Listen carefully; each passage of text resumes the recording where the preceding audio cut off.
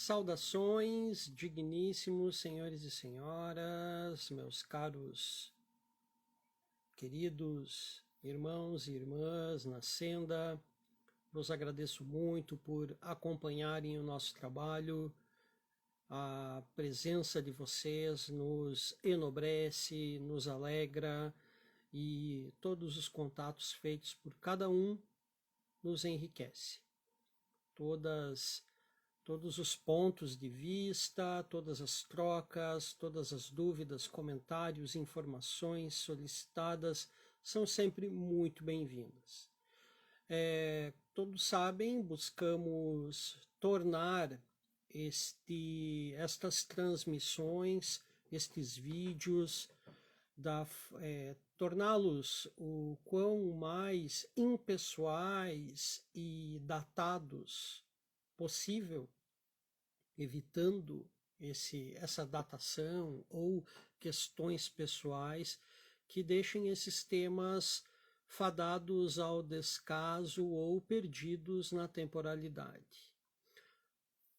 Assuntos que abordamos, é óbvio que sempre sabemos de inovações, novas visões, mas quando falamos de tradição, nós precisamos sempre estar com os pés no chão. E lembrando que com a vivacidade de uma criança e a altivez de um idoso, nós precisamos manter essa senda sempre ativa e viva. Por isso que evitamos fenômenos ligados à datação. De uma forma um tanto controversa, no último episódio nós falamos sobre os 281 anos do nascimento do filósofo desconhecido, de Louis-Claude Saint-Martin, e hoje eu não tenho como não deixar aqui pontuado sobre os 2 anos da transição do nosso mestre Olavo de Carvalho. Fica aqui essa marca, essa lembrança. Também alguns podem achar que é um tanto confuso nós sempre termos a figura de Olavo de Carvalho presente, ou dos seus escritos, ou da tentativa daquilo que está próximo ao seu pensamento. Mas aqueles que já estudaram de uma forma mais profunda aquilo que ele nos apresenta como um esoterismo, e até dentro de toda a sua carreira e material publicado sobre a sua visão de astrologia, sabem que nós não incorremos em erro. Também temos aqui sempre essa visão de que precisamos nos aprofundar numa via, numa retidão, sempre levando alguns pontos com grande coerência. E esses pontos, eu acredito sempre repetir em todos os nossos episódios, são aqueles que nos ligam, nos levam à beleza, à bondade e à justiça. Ou seja, esses 3 preceitos nunca devem fugir da nossa pesquisa. Se em algum ponto isso acontece, pode ser dentro de toda essa subjetividade, dessas metáforas, desses paradoxos que fazem parte dessa pesquisa sobre o ocultismo, algumas redundâncias que são também sempre presentes dentro dessa caminhada, mas conforme vocês vão caminhando e absorvendo mais estas terminologias, perceberão que algumas redundâncias são inevitáveis, que alguns paradoxos também são inevitáveis, e principalmente o artifício da metáfora para não incorrermos em perjuro dos nossos juramentos, dos nossos votos. O uso das metáforas, então, é sempre muito útil a ser recorrido. Evitando um monte de falácia, situações que podem, em determinado ponto, parecer que estamos fugindo. O que queremos trazer a vocês aqui é sempre um olhar sério, sincero, em busca da verdade dentro da caminhada iniciática. Ou seja, nem A nem B podem dizer para qualquer um que seja que não há um esoterismo tradicional ocidental.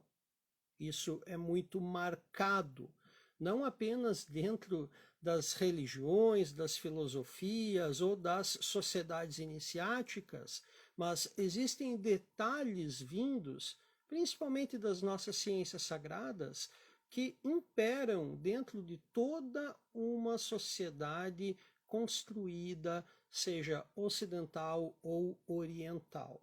Então, meus caros, caminhemos sempre nessa senda justa que medeia Jaquim e Boaz, com as nossas situações, com as nossas dúvidas, mas sempre lembrando a todos que o caminho se faz pela busca de uma grande verdade. E essa grande verdade, ela está ligada ao supremo bem. Bem, meus caros senhores e senhoras, todos sabem, estamos dentro da caminhada de estudo do aprofundamento daquilo que é tratado pelo nosso projeto A História da Luz.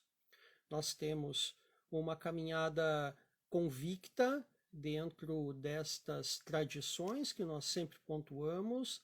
Não nos cabe abordar tradições que concordamos dentro dessa caminhada, concordamos, digo eu, e os eus, dentro da minha cabeça. Pode parecer um tanto engraçado, mas quando eu falo, quando concordamos ou caminhamos, eu busco falar daqueles pontos de vista presentes dentro de uma tradição e de irmãos e irmãs que participam dessas tradições. Claro que na maioria dos casos são mais irmãos do que irmãs, mas o mundo está aí, o sol brilha para todos. Então, meus caros, caminhemos sempre dentro de uma retidão. Nós temos estes objetivos, estes pontos de vista, conforme pontuado por um querido ouvinte, um querido irmão da senda que este mundo virtual nos colocou. Como há controvérsias dentro de uma caminhada, principalmente dentro daqueles que caminham solitários. Isso o que eu pontuei para ele. Não adianta, meus caros, buscarmos uma caminhada solitária dentro do esoterismo. Querendo ou não, da forma como isso funciona hoje, nós precisamos estar ligados a escolas. E este é um dos intuitos do projeto A História da Luz, trazer para todos uma visão com coerência, com pés no chão, com um vocabulário simples, a respeito das possibilidades dentro da caminhada iniciática. Aqueles que querem saber mais sobre isso, busquem os nossos episódios anteriores, busquem no YouTube aquelas playlists que nós intitulamos de temas básicos, os temas principais, os temas de instrução, aos quais nós consideramos eles como episódios básicos. Depois podem partir para os episódios de aprofundamento, vocês vão compreender muito mais sobre isso, sobre essa caminhada a qual nós nos propomos em elucidar, em trazer luz a todos a respeito disso. Se estamos certos, se estamos errados, isso apenas o tempo nos dirá. Mas, de qualquer forma, non nobis Domine, non nobis, sed nomine tuo da glória. Avançando então, como de costume, para a nossa prece de abertura, depois deste rápido debate, destas rápidas pontuações, eu peço ao grande Deus, o grande arquiteto do universo, aos mestres cósmicos da grande fraternidade branca, a Yeshua, que é o Cristo, o grande iniciado, o iniciado perfeito. Peço que Ruach HaKadosh, o sopro do Santo, o Espírito Santo, estejam aqui conosco, nos trazendo as luzes crísticas de Hod, de Elohim Tsavaot, do Arcanjo Micael, de todos os Beni Elohim, e pedindo sempre, agradecendo pela docílima, sempre presente presença do nosso muito caro, muito amado Anauel, que nos faça percorrer a justa senda que está entre Jaquim e Boaz, que nossa língua não seja pesada e que não fira os preceitos da beleza, da bondade e da justiça. Que assim seja. Meus caros, então avancemos hoje para a segunda parte, o segundo episódio dos temas dos episódios de aprofundamento sobre as ciências sagradas, a qual nós tratamos como uma retomada necessária sobre esses temas.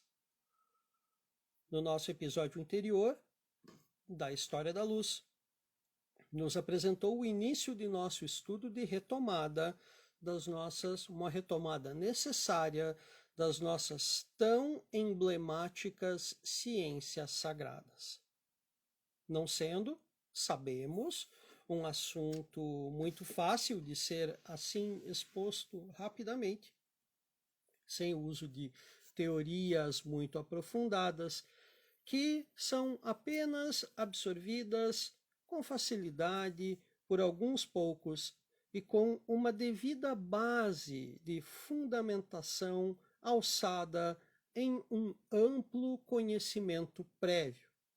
Nós vamos abraçar essa meta de transpor algumas destas barreiras teóricas com a devida paciência, clareza e com o uso de bastante diálogo.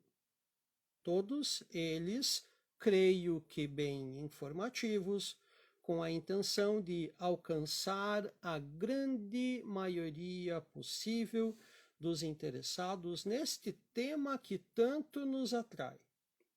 Por isso, já vamos desde agora e por aqui mesmo reforçar o convite e pedir a todos que, sempre que surgirem dúvidas, questionamentos, nunca deixem de nos expor estas mesmas dúvidas ou questionamentos, seja por meio dos canais aos quais dispomos aqui com vocês, pelos comentários no YouTube, no próprio Instagram, nas directs, ou até mesmo de forma privada, um método que não nos opomos de maneira alguma em ser utilizado e até lhes encorajamos para tal uso. Então, como dito há pouco, retomamos nosso estudo das ciências sagradas. E, para tal, ocorreu de falarmos sobre a saída da objetividade física material, da necessidade da interpretação subjetiva das situações que extrapolam essa realidade física material. E como vocês perceberam muito bem, isso tudo já se faz necessário desde o início de nossos estudos, não apenas no projeto A História da Luz, mas naqueles que empreitam a caminhada, o estudo dentro do esoterismo, do ocultismo, ou mesmo da filosofia, ou qualquer outro tema, área ou arte. Se por acaso você perdeu o nosso episódio anterior, recomendamos que procure assistir assim que possível os 2 episódios anteriores, pois neles debatemos bastante, o episódio anterior, pois neles debatemos bastante sobre o peculiar restrito a este assunto, sobre a objetividade e a subjetividade.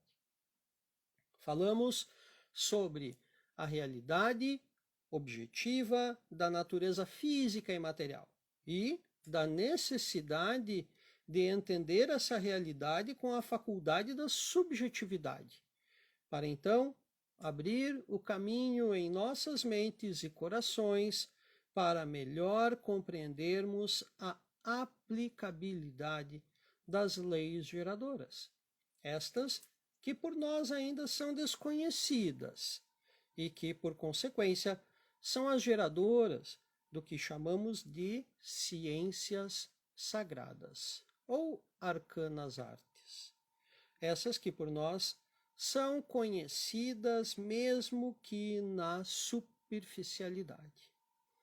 Essas leis naturais, cósmicas e divinas, e que para nós humanos tornam-se então ciências, foram utilizadas pelo grande arquiteto dos mundos na ordenação do tempo e do espaço primordiais, para que o tempo e espaço, então agora por nós aqui conhecidos objetivamente, pudessem ser, digamos, por nós conhecidos, e assim construídos temporalmente. Do objetivo, vamos ao subjetivo. E no plano subjetivo, vamos até o centro. E no centro, o que temos nele, ou o que encontramos lá? Avancemos então em nossa programática e desejo a todos bons frutos nessas pesquisas. Meus caros,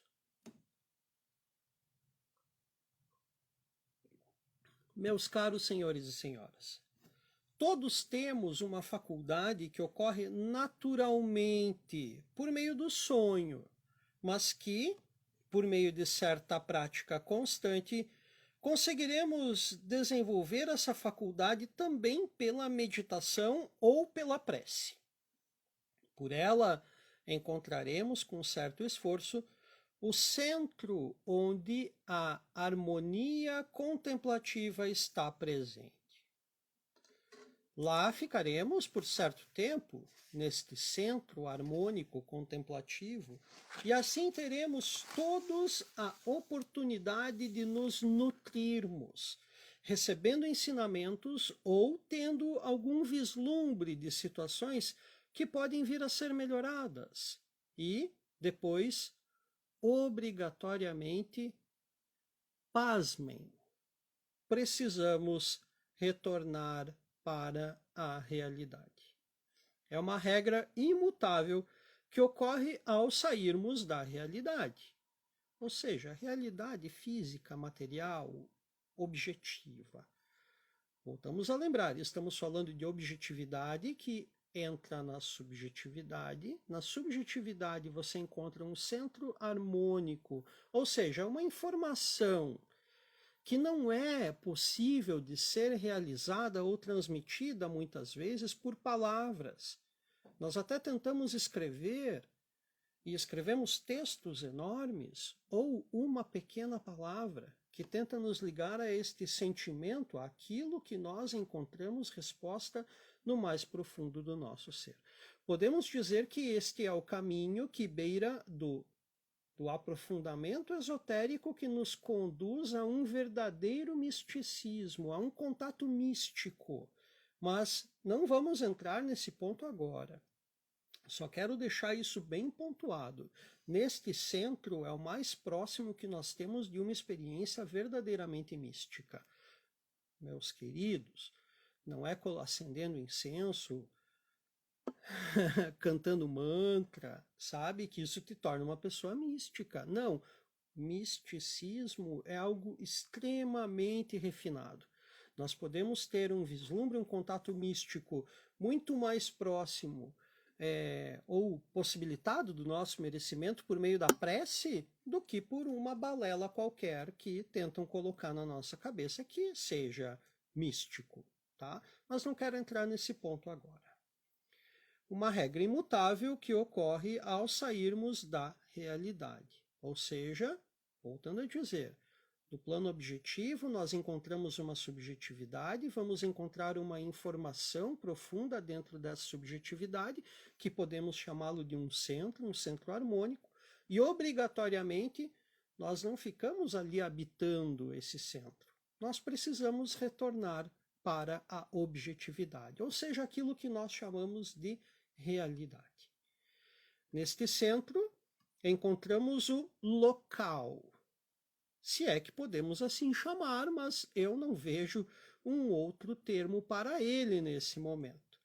Que nós ali, neste local, perdemos a noção de espaço e de tempo. São Martin nos fala, também a tradição cristã nos fala daquele quarto interior, que só nós temos a chave e temos sempre a lembrança de que lá existe uma chama acesa no nosso altar interior. Tá? Algo profundamente cristão. Voltamos a uma realidade que pode nos levar a despertar místico. Voltando também a lembrar, não estamos falando de um misticismo vulgar, estamos falando de uma experiência profundamente espiritual, aquilo que, na tradição esotérica do Ocidente, nós podemos comparar àquela que foi atingida por grandes místicos do passado, como, por exemplo, as visões de São Bernardo de Claraval. Aqui então podemos falar sobre a subjetividade, que deve retomar, obviamente e sem receios, ao objetivo, à realidade, à objetividade. É algo impossível para qualquer pessoa, mesmo aos mestres, sair da objetividade, chegar até o centro ou até onde a subjetividade plena existe e lá permanecer plenamente. Isso é impossível. Não é realidade. Nem na transição, pois, como o próprio nome diz, a morte é a transição de um plano para outro plano, de uma mecânica para outra mecânica. Ou, sendo mais claro, de um plano onde uma lei de tempo e espaço imperam para outro plano onde outra lei de tempo e espaço são aplicadas, mas com uma outra programação, uma outra estrutura. Na Cabala nós falamos das passagens entre os mundos, manifestação, formação, criação, origem e um mundo extremamente profundo. Olam Rabá, o mundo do porvir, ou Olam Ha Yeshua, como algumas escolas de Cabala cristã nos apontam. Na ciência cabalística costuma-se chamar destes planos de mundos. Do mais sutil para o mais denso e vice-versa, essas densidades se sutilizam e se densificam o quão mais longe ou próximas estão do mundo material. Do plano objetivo denso, sutilizamos nossa consciência e encontramos o espaço e tempo no plano subjetivo. E lá, neste espaço e tempo únicos, harmonizados e contemplativos, permanecemos o tanto quanto somos merecedores. E depois, obrigatoriamente melhorados e com novas experiências. Assim, obrigatoriamente retornamos ao plano objetivo, ao mundo material, fenomênico, manifestado, mas, como disse, retornamos para este plano objetivo, material, fenomênico, melhorados, visivelmente aperfeiçoados. Percebam, meus caros senhores e senhoras, meus irmãos e irmãs de caminhada, que essa adequação entre os planos objetivo e subjetivo não é restrito a uma viagem interestelar ou algo que tenha necessidade da utilização de equipamentos extremamente específicos e de uso restrito ou de acesso restrito a quem possui grandes quantias de dinheiro para sua compra. Nem mesmo, percebam bem, para vivenciar esta realidade fantástica é necessário que você use esses processos se você não faz uso de meditação ou da prece. Mesmo sabendo que, se você que agora nos assiste, é certo que um dos dois ou ambos você atualmente pratique. Ou seja, você pratica ou a meditação ou a prece. Eu acredito que se você caiu aqui nesse vídeo, ou você medita, ou você ora, ou ambos. Essa situação toda, meus caros, é apenas uma adequação mental entre a nossa compreensão da carga simbólica que as situações possuem no todo, que existem para além da realidade física e material. Por isso, voltamos a lhes lembrar que realidade não é apenas ficar, permanecer no plano objetivo, mas também, vejam bem, também não é apenas ficar na interpretação simbólica dos objetos. Ficar depois disso só no plano subjetivo, ficar fazendo leitura simbólica das coisas. A gente não pode ser assim também, é chato. Viajando por aí, lendo o que as folhas das árvores querem te dizer na frente do banco, na tal avenida, enquanto as sirenes, buzinas, gritarias e blá, blá, blá, blá, blá.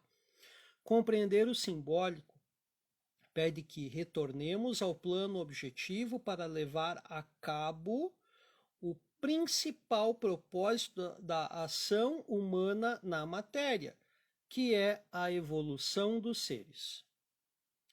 Sair do objetivo, compreender o subjetivo e retornar ao objetivo com um novo olhar, aperfeiçoado, com uma nova experiência, com novos decretos, novas informações, novos símbolos, novos vislumbres. Mas onde é que tudo isso que foi dito até agora se encaixa no assunto das ciências sagradas? Fácil.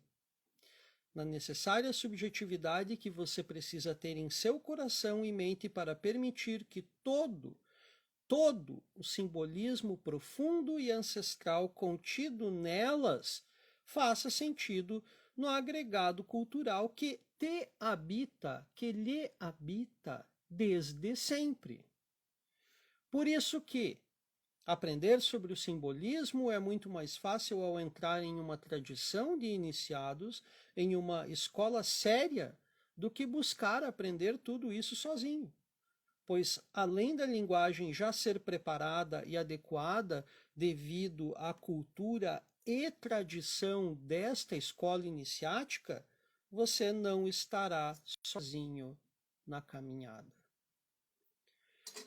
Daqui em diante, meus caros senhores e senhoras, é bem claro que a necessidade de compreensão de situações que fujam de paralelos lógicos serão necessários para todos que desejarem seguir na senda dos buscadores. E aqui é necessária certa coragem, mas lembrem, também certa cautela. Esse é um momento em que paralelos com o campo da lógica começam a perder certas equivalências e que discussões que partam para o campo da filosofia, mesmo que ao primeiro olhar pareçam equivocadas neste campo particular, precisam ser adequadas a um debate efetuado em um outro campo, agora em um campo controlado, ou seja, em um laboratório, um espaço sagrado. Pois vamos tratar de relativismos comparados com outras realidades.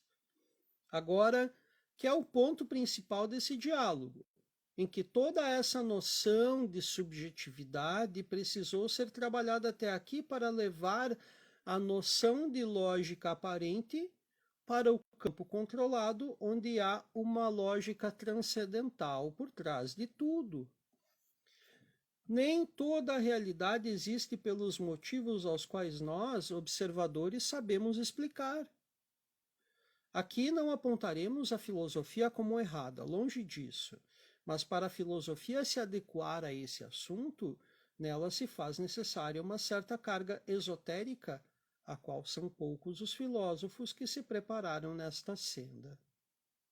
Aquilo que para alguns apenas o domínio de certa lógica se faz necessário, para outros é por este mesmo domínio, mas também pela abstração desta mesma lógica, que o caminho poderá se desenvolver. É apenas por este complexo por todo esse complexo assunto da subjetividade que os paralelos farão sentido. E é também aqui, nestes campos, que, como dito no episódio anterior, se não for assim, ou se ao menos o ser não desejar ardentemente desenvolver esse apreço pela subjetividade, este ser estará em um caminho equivocado e perderá um tempo que poderia ser aplicado com alguma outra atividade em qualquer no espaço material que assim desejasse habituar. Perder tempo é algo que deve ser evitado. Todos nós sabemos disso. Se o ser não compreende ou não tem o apreço pela subjetividade, não adianta continuar. E vejam que estamos aqui diante de um grande filtro. Talvez o maior de todos, ousaria dizer. As ciências sagradas só se revelam gradativamente para quem realmente tem capacidade de compreender o que elas possuem de mais sagrado. Por isso, que para compreender este caráter específico contido nelas, que é o mais próximo que podemos chegar das leis originadoras da realidade primordial, o buscador só terá um acesso aprofundado, ou melhor, liberado, quando assumir em si, e não digo aqui o anúncio público deste ato, mas assumir em si e para si, que o caráter sacerdotal contido nestes ensinamentos fará parte de seus dias e noites. Quais entre nós estaria mesmo preparado para tal empreitada? Meus caros senhores e senhoras, agradeço a cada um pela sua audiência, pela sua presença. Se assim puder, compartilhe estes materiais com aqueles aos quais vocês sabem que farão bom uso deles, ou para aqueles que talvez essas ideias sejam instigadoras. Mas lembrem, sóforos lapis nos dator lupis. A pedra filosofal não é dada aos lobos. Que fiquemos todos no bem, sempre, e até logo.